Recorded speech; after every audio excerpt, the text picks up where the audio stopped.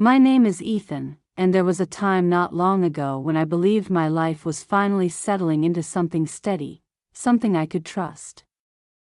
After years of grinding through college classes, night shifts, and temporary contracts, I had finally landed a stable job at a mid-sized tech firm. It wasn't glamorous, but it was enough to start thinking about the future, something that felt worth building. And at the center of that future was Maya. She came into my life so suddenly that I never had a chance to prepare for the impact she would have on me. She was bright, driven, ambitious, always talking about her goals like they were destinations she had already mapped out in her head. At first I admired it. Eventually, I loved it. And then, much later, it became the thing that broke me. We were together for almost 3 years, and for most of that time, I really believed she loved me. I believed I was enough. I believed she saw our future the same way I did, shared, intertwined, something built brick by brick with patience and compromise and faith. But belief is a fragile thing, and sometimes it survives long after the truth has already died. When I met Maya, she was coming out of a bad breakup. She told me her ex treated her like an accessory rather than a partner. She said she felt invisible with him, used, unappreciated. I listened to her, comforted her, made her feel heard. Somewhere along the way, she started depending on me. And I liked it. It felt good to be needed after years of feeling replaceable. Our relationship grew quickly, the kind of momentum that sweeps you off your feet before you even know you're falling. She would text me constantly, want me around all the time, ask for my advice, ask for my help with everything from resumes to errands. In those early days, it wasn't a burden. I felt like I mattered. When she got a placement at a good company, I celebrated harder than she did. She cried that night. Happy tears. She told me she never would have made it without me. I didn't know then that people can love you for what you do for them, not for who you are. And that kind of love disappears the second you stop being useful. After 6 months at her new job, she started struggling. New expectations, new workload, new pressure. She would break down at night, frustrated and overwhelmed. I helped her rewrite reports, rehearse presentations, restructure her schedule. I sacrificed sleep, time, plans, anything she needed. I was proud to be her support system. But somewhere along the way, I didn't realize the support system had become the foundation, and the foundation was starting to crack. Eventually, I helped her prepare for interviews at better companies. When she was hired by one of the biggest firms in the city, she told me she felt guilty because I was still stuck at my smaller job. I told her it didn't matter. I meant it. I thought relationships were about balance. Sometimes one partner rises first, sometimes the other. As long as you rise together in the end, it's fine. But I didn't know Maya didn't see it that way. The higher she climbed, the smaller I seemed to her. Slowly, everything changed. She stopped texting me during the day. She stopped asking for help. She stopped needing me, and she didn't know how to love me without needing me. She began canceling plans, then resenting me for asking when she'd be free. She used to rush to see me, now she barely tolerated it. Minor misunderstandings became arguments. Arguments became accusations. Accusations became insults. And the insults became so sharp, so precise, that I knew she had been thinking them long before she ever said them. You're not ambitious enough. You're holding me back. You're not on my level anymore. You're comfortable being average.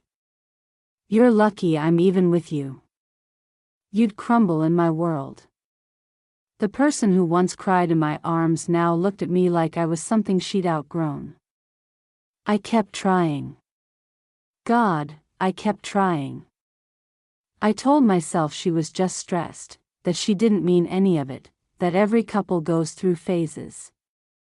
I didn't notice that I was apologizing for things I didn't do, compromising in ways she never reciprocated, shrinking myself to fit her expectations. I stopped bringing up concerns. I stopped defending myself. I stopped expressing hurt. I became someone afraid of losing her, even though I had already lost her. The final shift was subtle, but unmistakable. She started checking her phone constantly, smiling at messages she wouldn't show me. She dressed differently. She began staying late at work even when her workload was light. I asked her once, gently, if everything was okay between us. She said I was being insecure. Then she didn't talk to me for 2 days. The breaking point came on a day that haunts me more than anything. It was a Friday afternoon, and she told me she was too busy to meet. She said she had work to catch up on. Maybe even an unexpected meeting. I believed her. Of course I did. I brought her dinner anyway. I thought it would be a nice surprise. I thought maybe it would remind her how much I cared. I wasn't expecting anything in return. I just wanted her to feel supported again. I bought her favorite noodles, the ones from the tiny restaurant she used to drag me to every week. I drove across the city to her new office building. But she wasn't there. At first, I thought I misunderstood. Maybe she stepped out. Maybe she left early. Maybe she went to a cafe to work. Then I saw her best friend Layla's car parked in front of a nearby rooftop lounge. It wasn't hard to guess. They always went there. It was their girls' night place. But something in me said to check anyway. Something cold, heavy, instinctual. I whispered to myself that I was being paranoid, that I trusted her, that I didn't want to become the boyfriend who doubted everything. But I walked inside. The lounge lights were dim, warm, cozy. Soft music, soft chatter. I scanned the tables, and for a moment, I didn't see her. I almost turned around. Then I heard her laugh. Not the forced, tired laugh she gave me lately. The old one. The one she used to give me. She was sitting with a guy I had never seen before. Facing him the way she used to face me when she was still in love, with her whole body leaning in, her eyes wide, her smile soft and shy and meant for only one person. I froze. She touched his hand. He didn't pull away. She didn't either. I stared at them, unable to breathe. I wasn't angry. I wasn't sad. I wasn't anything at all. It felt like my brain couldn't process it. Like I had stepped into a parallel universe where everything familiar was wrong. Eventually, she saw me. Her smile disappeared instantly, like someone flipped a switch. She didn't look guilty. She looked irritated. As if I had inconvenienced her. She walked over and said, "What are you doing here?" Not Ethan. Not oh my God. Not this isn't what it looks like. Just annoyance. I said I brought her dinner. She sighed like I had embarrassed her. She said, "You need to stop doing this. You're making me look bad." I asked who he was. She said, "Someone who actually gets my world." I asked why she lied. She rolled her eyes and said, "You wouldn't understand." I asked if she was cheating. She didn't answer. She didn't have to. I walked out. I didn't make a scene.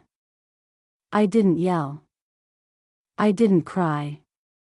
My mind was numb, but my chest felt like it was collapsing in on itself. I sat in my car for a long time, staring at the takeout bag, knowing she wasn't coming after me, knowing she wasn't worried, knowing she wasn't torn or conflicted or sorry. She wasn't thinking about me at all.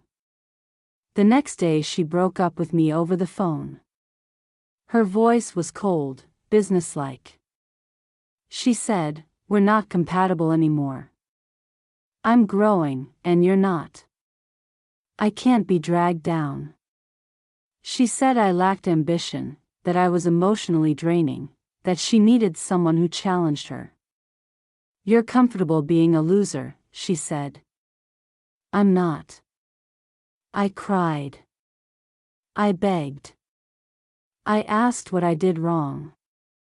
I asked how she could do this after everything. She laughed. She actually laughed. She said, "Ethan, there was never anything real. You were just convenient."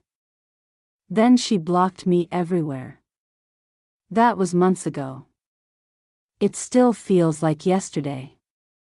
For weeks I couldn't sleep, couldn't eat, couldn't function. My mind kept replaying everything, every moment I thought she loved me, every sacrifice I made, every insult I ignored, every warning sign I explained away. I kept waiting for her to reach out.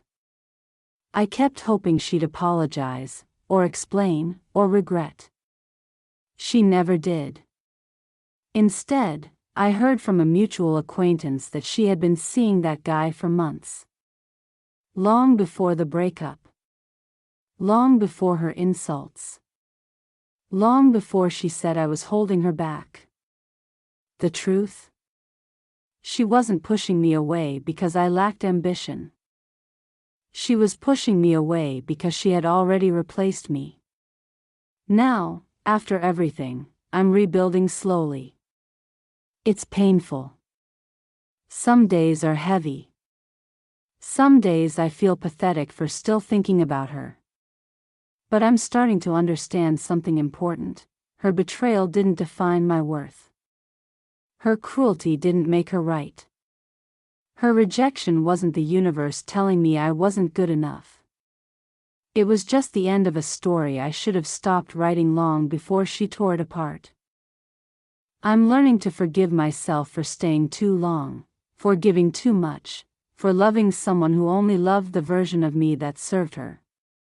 And I'm learning, slowly, painfully, to believe that being loyal, supportive, and kind doesn't make me weak, it makes me human.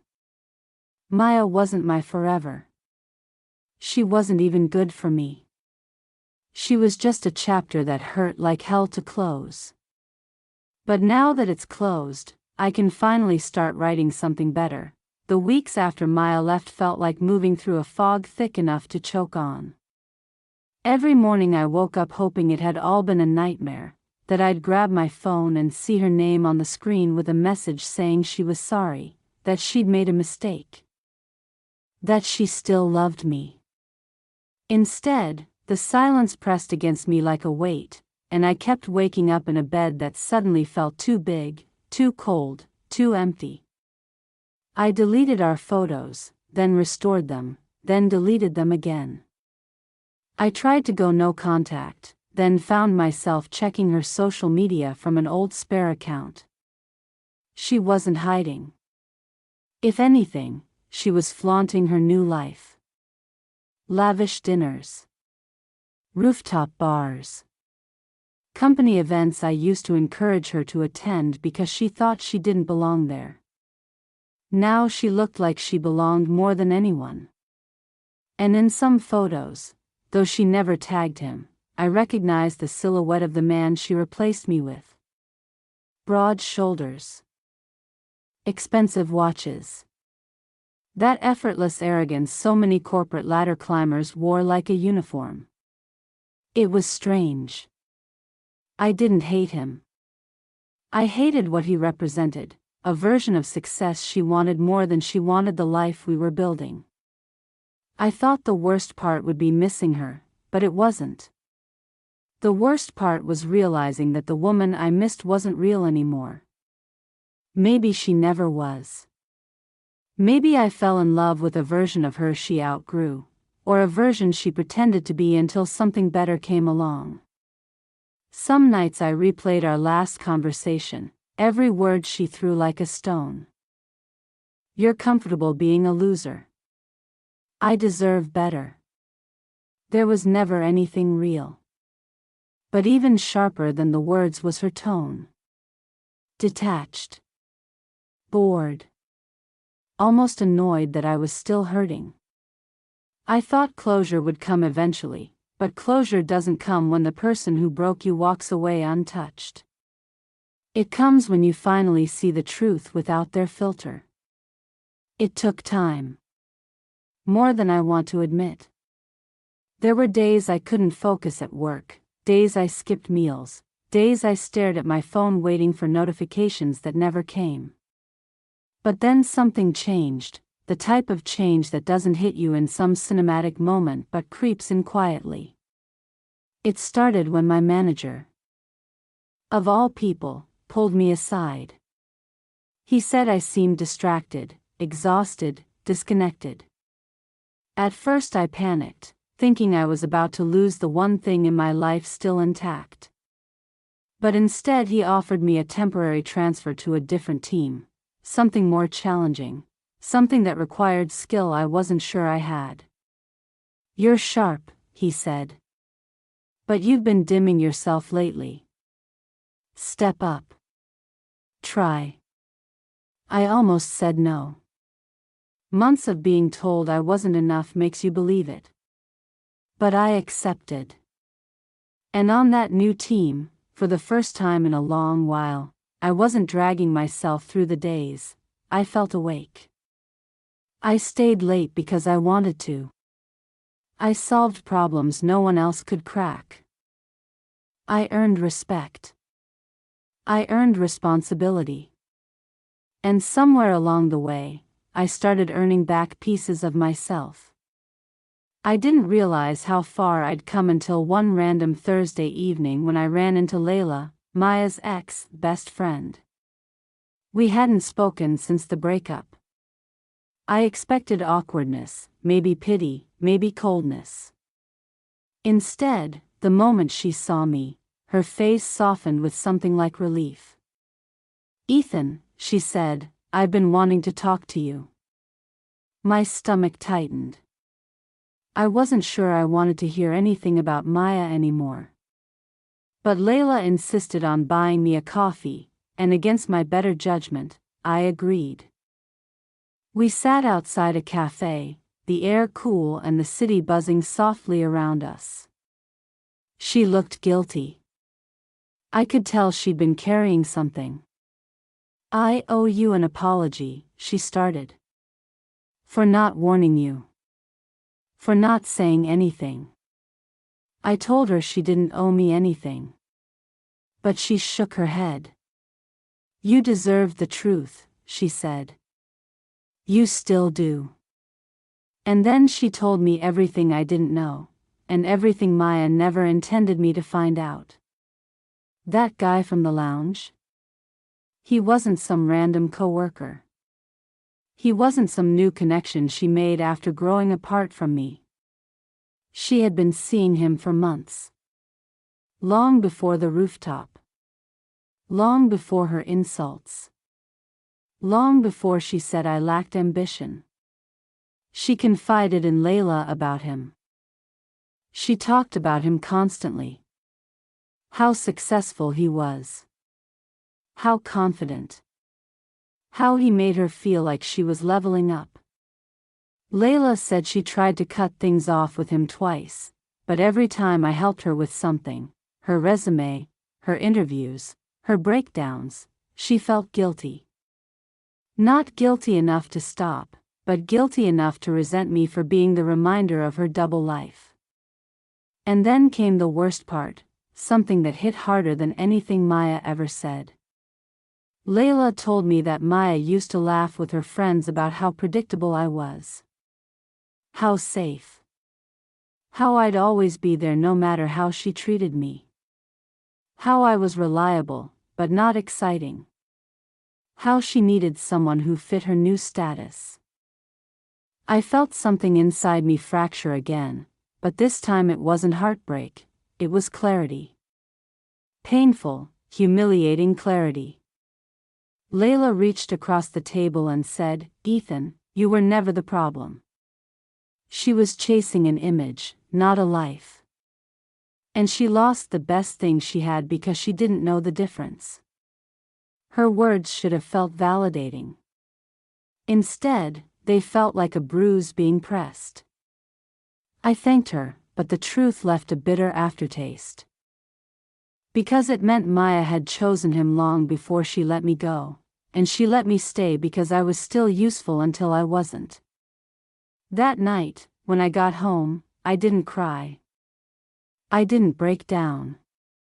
I didn't relive memories. Instead, I cleaned. I scrubbed the sink. I threw out old notebooks. I donated clothes. I deleted her number, not because she blocked me, but because I no longer wanted it. For the first time since the breakup, I felt something close to reclaiming myself. Not anger. Not closure. Something in between, acceptance. The kind that doesn't erase the pain but refuses to let it define you.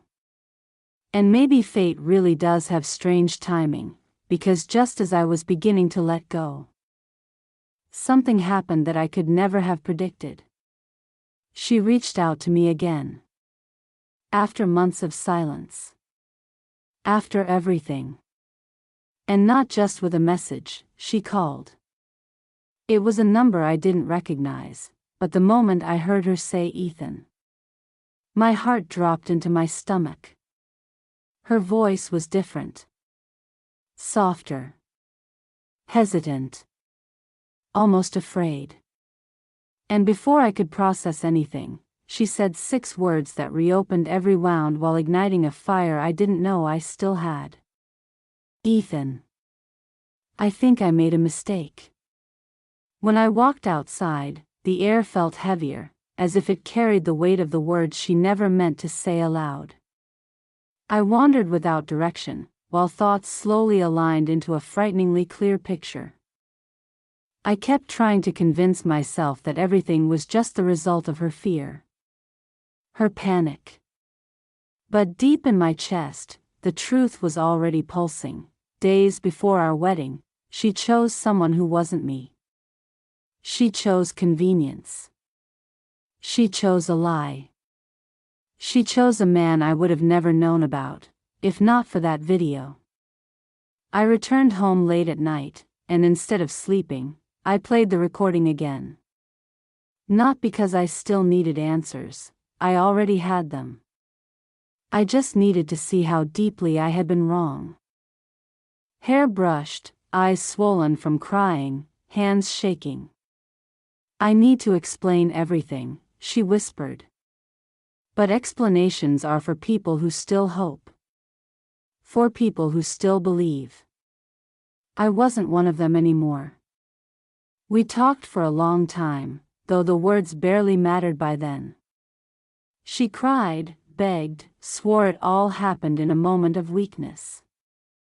That she wanted to fix things but was terrified to lose me. That the video showed a mistake she hates herself for. But all I heard was silence. Cold, empty silence where a future once existed. And when she asked for another chance, for the first time, I felt grounded. You lost me long before you think, I told her.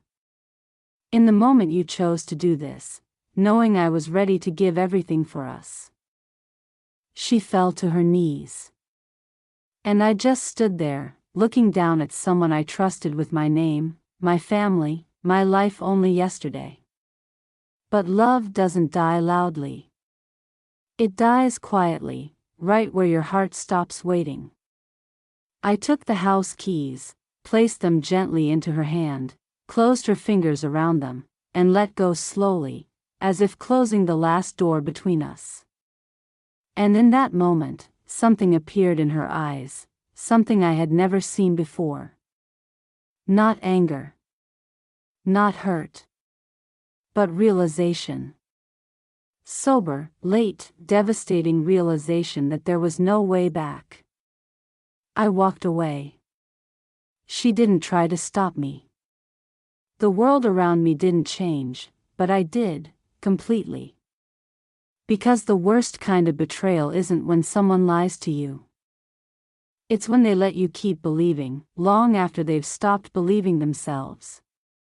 And if the first part of this story was about how she broke my heart, then the final part is about how I finally stopped holding the shards and learned to move on. Not for her. Not despite her. But without her.